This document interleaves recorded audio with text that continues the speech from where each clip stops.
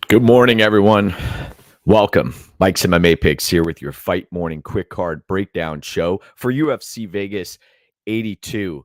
We have a number of fights. This is a fascinating card. I got to be honest with you. I see a lot of these fighters on this card. It almost seems like the island of misfit fighters to some degree. Not at the top of the card, though. At the top of the card, you've got Brendan Allen taking on Paul Craig. And that fight is a high-level matchup where there's a potential for both fighters to lose via submission. That should be an interesting bout. And then up and down the card, you have fighters who have shown that they've had a propensity to search for ways out of fights. We've had fighters with cardio issues, fighters with horrific takedown defense, horrific get-up games, etc. So this is a tricky card. Pick your spots and let's get things kicked off. This is going to be an abridged version of the Fight Morning Quick Card Breakdown show. We'll discuss every fight. If you have questions in the comments section, please go for it.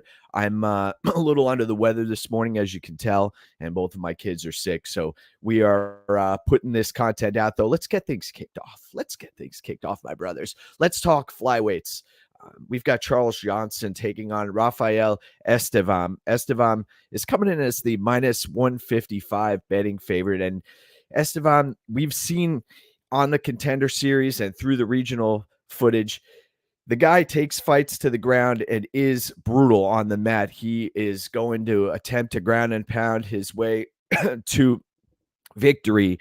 And Charles Johnson, other side of the fight, still in his early 30s. One thing that Johnson lacks, though, is his takedown defense. I know the level of competition here between the two fighters, there's a massive difference. This is Raphael Estevam's UFC debut.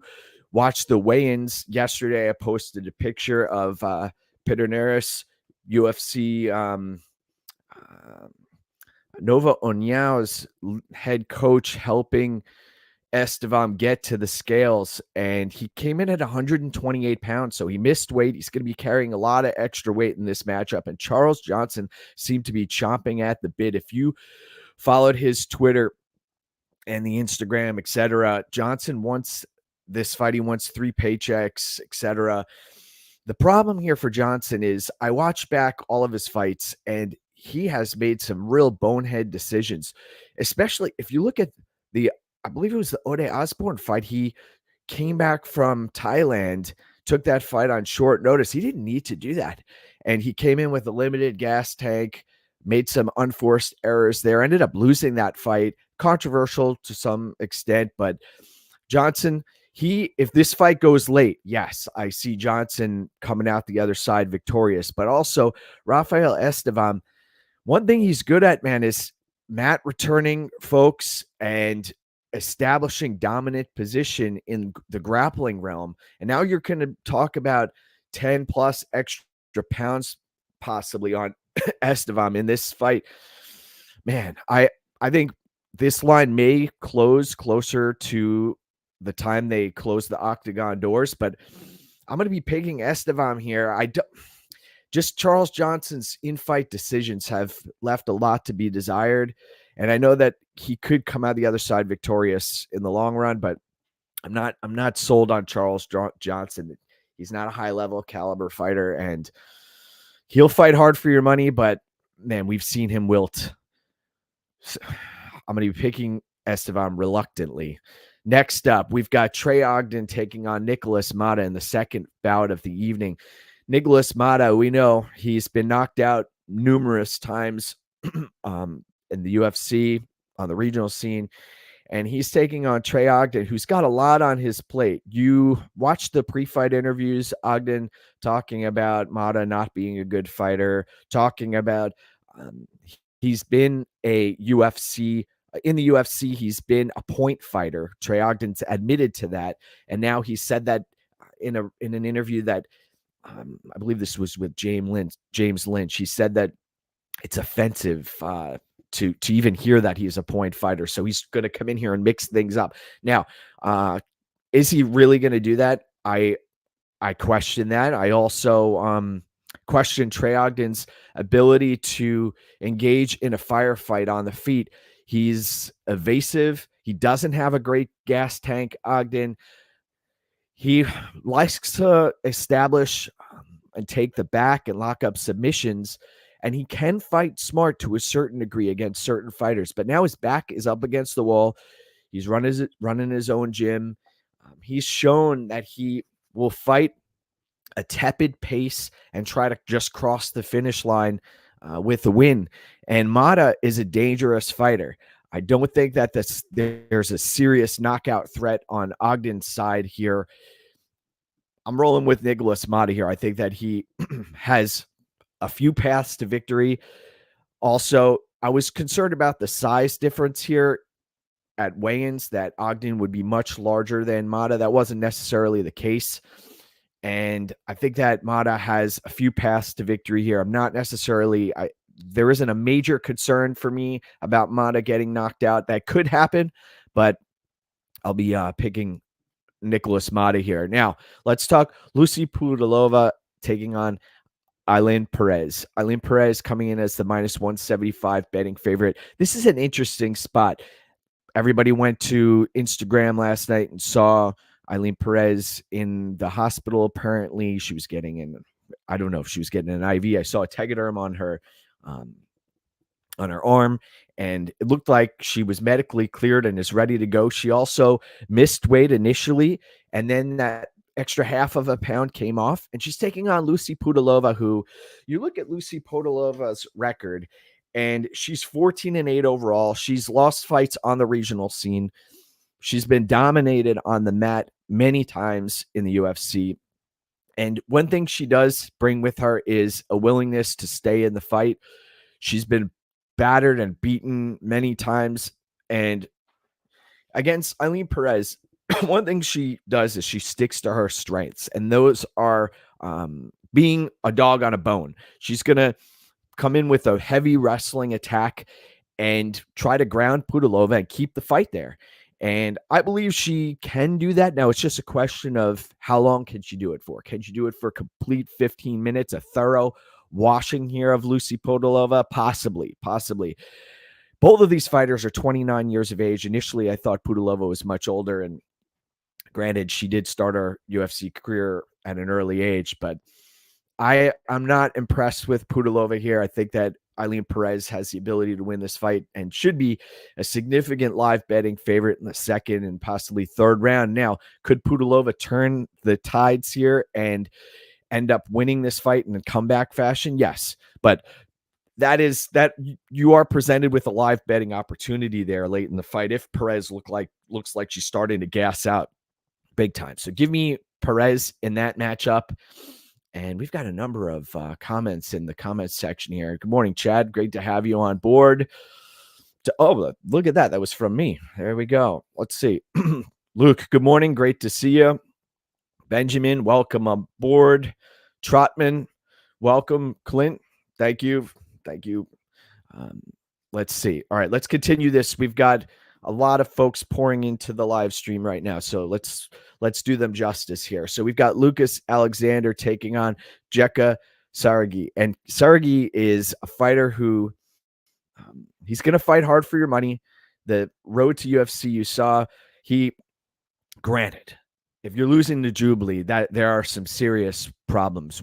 You want to talk the Island of Misfit Toys here. Lucas Alexander, he's smoked by Breedo, and also he's coming off a win over Steven Peterson. He's -500 betting favorite in this spot, and I believe he came in at 148 pounds. That is a cause for concern here. If you can't make weight in a squash matchup, you've got issues. I'm not touching this fight. If you do want to play something possibly under 1.5, maybe in play here, Alexander should come in here and win this fight, but I'm not touching this fight from a betting perspective. We've seen both of those fighters come up short. Now, you want to talk about fighters who are slobber knocker heavyweight fighters. Look no further than Mick Parkin taking on Caio Machado. Machado coming as the +310 underdog. He came through as an underdog on Contender Series as a plus 110 underdog and won a unanimous decision there. Masado, I am not a huge fan of Masado's game. I think that Parkin can come out and land the kill shot here on Masado, but you have to consider these are massive, slumbering heavyweights who don't bring much to the table. Parkin, 28 years of age. He has minimal fights in mixed martial arts in general. And I think that this is a highly volatile matchup. I know we've got some juiced lines here.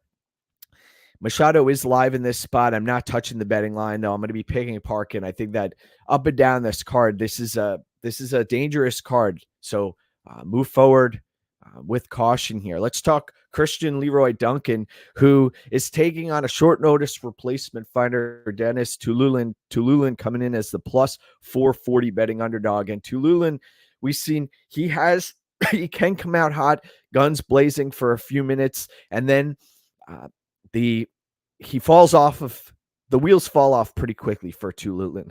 And Christian Leroy Duncan, I get the feeling he loves watching his own fight footage. He's extremely aggressive. He throws spinning attacks. He doesn't throw combinations. And we saw against Petrosian, there are situations where if you are technical and you pause and be ready to return fire from a counter perspective, Leroy Duncan admires his handiwork and can be cracked. I'm not touching Duncan at minus 600. This is another massively wide line here. I do think that he has the skills to win here, especially if this fight hits the second round. I think that Duncan should roll. But I think that we are in for a firefight early inside of the smaller octagon. Dangerous situation here. So it could be Leroy Duncan and for him to get it done inside the distance, but it wouldn't surprise me to see Tulin put Duncan out. I know that may come as a shock, but I'm not touching that fight. Now, Chad and Helliger taking on Jose Johnson. Jose Johnson coming in as the minus 205 betting favorite. You've got Jose Johnson here who he checks out of fights. He finds his way out of fights. The takedown defense has never been shored up. And Helliger, he'll be 37 years old on December 1st, I believe. And Helliger is a fighter who is going to fight hard for your money. He will fight tooth and nail. And I like his head movement. I like his the cardio side of things. He will fight hard for your money. And the problem here is he's at a tremendous size disadvantage here. And Jose Johnson, one thing that he does, even though he's placed on the mat, he's active on the bottom here. I don't think he's going to get caught in a twister like he did against Blackshear. And Helliger said that's not likely to take place. On the mat, the length of Jose Johnson may provide him with opportunities to lock up submissions and also get back to his feet and create scrambles. And Helliger, I know that he recently received his black belt. I was listening to an interview with John Coe. Man, and Helliger, I know he's going to fight hard for your money, but Jose Johnson, I see him cracking Helliger multiple times as Helliger tries to close the distance here. And he wants this fight inside of a phone booth. That's what Helliger wants. He wants to fight close and tight. And he should be Helliger. I know it's late in his career, but I think that he would have been much better off as a flyweight. I don't know why he fights at 135 pounds. I'm going to be picking Jose Johnson here. I think he has the ability to get this done inside the distance. And you look at the line for fight doesn't go the distance. I know Helliger hasn't been necessarily knocked out, but it's come pretty close. You watched the last fight for Chad and Helliger. He was cracked multiple times and stunned, almost paralyzed on the feet for multiple seconds. Not a good look. So I'm going to be picking Jose Johnson in that matchup. Now, man, this is the people's main event. Before I get to that, let's see. It was a notified. Bellator 301. I'll get to that in a little while. We'll chat, James, about that. Good morning, Maestro. So Jonathan Pierce, Joe Anderson Breedo. the people's main event here. We've got Breedo coming in as the plus 110 underdog. And Breedo has been riding high in his last couple of fights. It feels like it's been a while since he took a loss to Bill Algeo. And a lot of folks are expecting Jonathan Pierce to replicate that type of game plan. But the challenge here is that Jonathan Pierce doesn't necessarily possess the striking defense that Bill Algeo does. He's not as long as Bill Algeo. He's not as slick as Bill Algeo. And Pierce, I went back and watched his UFC debut up at 155 pounds against Joe Lozon, and Joe Lozon was teeing off on him. This was like a 35-year-old Joe Lozon. And I know he's made a lot of strides, moved to Arizona and got with Fight Ready and has been putting in some serious work down there. But Joe Anderson Breedo is a force to be reckoned with. And Pierce, I like the pace. I know Breedo can be broken down the stretch. And I go back to the Feely knockout. There have been others. Breedo is a force, man. He's still only 28 years of age, Joe Anderson Breedo. So I don't necessarily believe Breedo is a finished product. I like, the longer this fight goes, I like Pierce. I'll say that. I think that you're better off getting in on a live betting opportunity after the first round on Jonathan Pierce if he isn't falling apart, because Pierce, he's been bludgeoned and he couldn't get Darren Elkins out of there, the corpse of Darren Elkins. Man, Pierce, I know he's going to fight hard for your money. And he has the wrestling to make this. I mean, the Amir Khani fight, we saw what happened there. Breedo, this is tough call. I'm going to be picking Pierce here. I think that this does get late and that Pierce does get it done, but search for live betting opportunities because Breedo has he's got a lot of paths to victory here, Breedo. He could knock Pierce out. He could submit Pierce. Man, but I think that Pierce wins this fight the longer it goes. Good morning. Good morning. Let's see. Let's keep this train rolling here. We've got Uros Medic coming in, and he's taking on a newcomer who Miktabek Robbi. Robbi is now, this line is closing.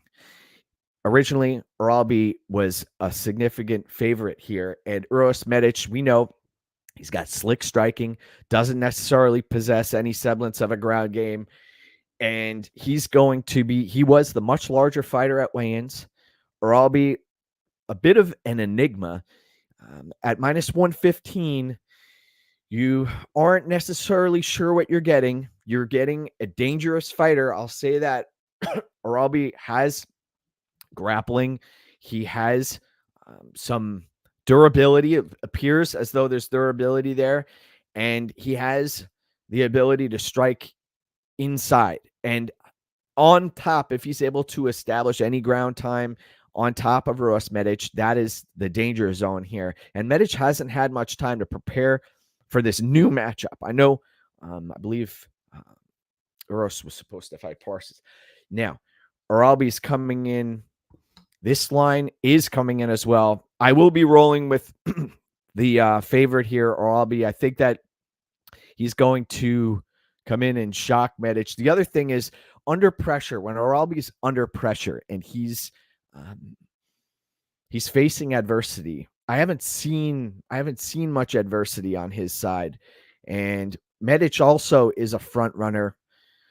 Man, I'm going to be picking Robbi. I think that the unknown factor here for Robbi is going to be helping him because Medic has now he has to prepare for an enigma, someone who is going to be standing in front of him, straight-faced, icy-faced assassin. Robbi's going to be the pick.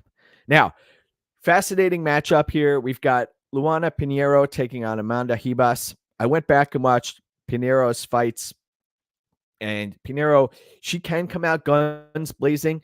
I'm picturing Ribas eating these strikes, and she can get wobbled early and often, Amanda Ribas. So Pinero, she pushes a pace early, and we've seen in the past the up kick. Randa Marcos put Pinero out, and she wasn't able to continue. I think both of these fighters are chinny. I think that Amanda Ribas, she has the ability to push a much, much heavier pace. And this being down at 115 pounds is going to help Ribas because she has now the cardio is even better than it was to get down to this weight. And Pinero, dangerous fighter. I see a lot of folks on the timeline picking Pinero, and I'm leaning with Amanda Ribas. I think that she gets this done. I know that she could get knocked out at any moment. We've seen it against Marina Rodriguez and others, but I don't think Pinero is that level of fighter on the feet.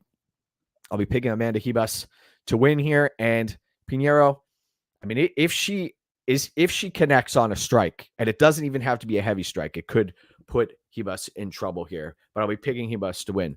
Now, Peyton Talbot, who is a very talented individual, young, he's taking on Nick Agario, who's also, I believe, 27 years of age. Agario wasn't impressed with his performance against Argueta. I was expecting more diversity to Agario's game. Talbot is a bit of a showman in there, and you don't want to be a showman inside the octagon. We've seen with Anderson Silva and others throughout the course of history, don't play with your food. Just go in there and finish the job. I expect Talbot to come out and smoke Agario, and I'm looking forward to hearing his post-fight speech. There's a reason this kid is up on the, I believe he's on the main card. Are we on the main card here? Let's just double check. Yes, this is the main card. So there's this kid's getting the shine here, and I am expecting a number of finishes here. I'll try to tweet out the current odds for fight goes the distance or fight doesn't go the distance on all of the fights here. And I believe we have 14 fights to look forward to. So I think that Talbot does get this done inside the distance. I'm not going to be playing him, though. I think that he has a tendency to play with his food, and that is a cause for concern. Now, Chase Hooper, Jordan Levit. I apologize for the misspelling there with Jordan Levit. Jordan Levit is a significant underdog here, and he's taking on a Chase Hooper who he's riding a bit of a hot streak. We've seen at 155 pounds, but Nick Fiore, what can you say about that victory? I will say Chase Hooper, he's almost like Gumby out there. He's going to be scrambly long. Every inch in transitions, he's going to utilize that as leverage to reverse position, to sweep, etc. But he's going to have Jordan Levit on top of him likely. And Levit, my issue with Levit is the cardio down the stretch. Does he have enough in the tank to go 3 rounds? Because I see him just manhandling Chase Hooper early. And then as far as locking up a submission here, both of these guys are grapplers by trade. I don't trust Levit striking. I think that on the feet, Levit, he throws a lot of kicks, can't maintain volume. And we've seen Chase Hooper, he could be a volume machine on the feet. And there's a big size difference here. There's a very big size difference here. I'm going to be pulling for Jordan Levit here. I hope he gets this done. I think that he's got a lot of charisma, and he's great for the sport. Chase Hooper, though, very dangerous, closely lined fight. I'm going to be picking Jordan Levit. I think that if he's smart, and he's a very cerebral fighter, he fights out of a great camp too. Jordan Levit has the ability to walk away victorious here. And Chase Hooper can get ragdolled on the mat. The thing is, he uses every inch of space to create leverage and turn the tide in his favor. But I think that Hooper down the stretch, especially late in the 3rd round, has the potential to put it on Jordan Levit, but Levit's got to keep this fight on the mat. So I'm picking Jordan Levit in that matchup. Now, Michael Morales, you talk about a fighter who's getting pushed, getting the rub here. Michael Morales, minus 310 at the betting window, and he is taking on Jake Matthews. Jake Matthews is no slouch, man. He will fight hard for your money. He's been a Dr. Jekyll and Mr. Hyde type of fighter throughout the course of history. Jake Matthews is very well-rounded, too. He can strike. He can grapple. He does have a solid gas tank. I've been watching him since he fought Johnny Case. I believe Johnny Case went to Isen. I don't know what Johnny Case is up to these days, but Matthews, long in the tooth. but he's still only 29 years of age, and he's taking on Michael Morales, who's a dangerous fighter, a bit limited, though. I haven't seen a diversity in skill set from Michael Morales, but it's been able to fare him well. And Michael Morales, 15-0 record, so he's going to likely try to push a pace here, and he can push a pace. That's what I like from Morales, too. He does have a solid gas tank. I think this could be a very sketchy fight. I'm reluctantly picking Michael Morales, but I believe that it depends on which Jake Matthews shows up, because Jake Matthews is capable of winning this fight. Oh man, Clint says 10 fight doesn't go the distance as far as 14. So 10 out of 14 fights are currently lined to end inside the distance. I could see between 8 and 10 happening. Now, I think this fight possibly goes the distance, Morales against Matthews. I think that Matthews is smart on the mat, and we know that he's going to fight hard for your money, but I don't trust either fighter in this specific spot on the card. I'll be picking Michael Morales, but I think there are better spots if you search up and down this card. Now let's talk main event of the evening. We've got a lot of folks on the live stream right now. Thank you. If you wouldn't mind subscribing to the channel and also liking the video, that'd be a big help for us. I believe I have 130 or so videos now on this channel after putting out hundreds of videos also on the MMA Oddsbreaker channel as well. So they do great work over there too. So thank you for tuning in today. I appreciate every one of you. And this has been a labor of love for me. I've stressed that early and often that this is a humbling experience too, being open and honest and working through the process. I've had many 6+ years of tracked winning bets, and now to go to the airwaves and talk about each specific fight is a cathartic experience. So thank you.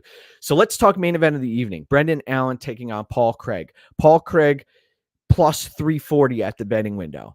And I do think this is an extremely wide line. I am not touching this line from a money line perspective. Brendan Allen, yes, he is getting better every fight out. Both of these fighters have common opponents in Andre Muniz. We saw Paul Craig. This is, I believe, his second fight down at middleweight. Was the first fighter to the scale. He looks great at this weight class, and he's fought the who's who up at light heavyweight and has victories over them. And we know the win over Magomed Ankalaev, that speaks volumes also. So no one is safe. You are not safe against Brendan Allen. And you're not safe against Paul Craig. Paul Craig, you watched the weigh-ins yesterday, the face-offs. Can you imagine? Brendan Allen says, keep that same energy. Don't be pulling guard. Are you kidding me? Paul Craig, that's how he wins fights. Paul Craig wants Brendan Allen in his guard. I know Allen has a tremendous jiu-jitsu game, and this is going to be a battle of jiu-jitsu fighters who could potentially bang it out on the feet. I don't want to see Paul Craig banging it out on the feet. I want to see him pulling guard and Brendan Allen jumping right in there and jumping into the fire. I think that a finish is on the table for both fighters here. I could see Brendan Allen. I know that he's the much more well-rounded fighter here with a better gas tank. I could see him knocking Paul Craig out. But I also could see Paul Craig locking up a submission. No one is safe against Paul Craig. I firmly believe that. I know Ozdemir and others have fought a very safe game plan, but I don't trust Brendan Allen to fight a safe game plan. He's walked into the fire many times with opponents. The way he fought Chris Curtis, he was comfortable banging it out on the feet, wasn't able to get the fight to the mat, and got caught there. The fight against Sean Strickland, I know he wants that fight back. There's been a lot of animosity in that gym, and that they've tried to arrange a rematch, but it hasn't come to fruition. Brendan Allen may get that rematch at some point with Sean Strickland, but Sean Strickland was spamming the same strike over and over and catching Brendan Allen with it time and time and time again. Now, Brendan Allen, I believe he was with Ruvasport at that point in time. Left that, went down to Florida. He's done much better. He is, Brendan Allen, yes, one of the best fighters at 185 pounds, given an opportunity. The Puna fight, I know Puna's fallen way off the map, but we've seen he could take a punch for the most part. Man, this is a tough fight. I'm going to be picking Brendan Allen. I think that he does get this fight done inside the distance. But Paul Craig is live to win this fight at any moment. If you hunt for possibly under 2.5, look at that. You're not going to be paying a tremendous amount of juice compared to fight doesn't go the distance, which I saw at minus 800. Brandon Allen, I think Brandon Allen by TKO should provide some value in this spot. I think that there's the potential for a submission here, but Paul Craig, we know just when you count him out, he locks something up here. So thank you, everybody, for tuning in. By the way, let's talk briefly. James had a question about the Bellator last night. Man, now, so what's going to happen with Bellator? Is Bellator getting dissolved here? Are all these fighters coming to the UFC? Are they going to make the trip to PFL? Patchy Mix, very impressive last night. Man, you watch also Danny Sabatello, how that I don't think we're going to see a trilogy in that matchup, but I'd love for that talent to be infused into the UFC. That is what I'd love to see. So thank you, everybody, for tuning in today. Remember to go get what's yours. Have a great festive fight day, and let's do this. So remember to subscribe to the channel and like the video, and we are going to continue to bang this out every fight, every day. Let's go. Have a great day, folks. Thank you.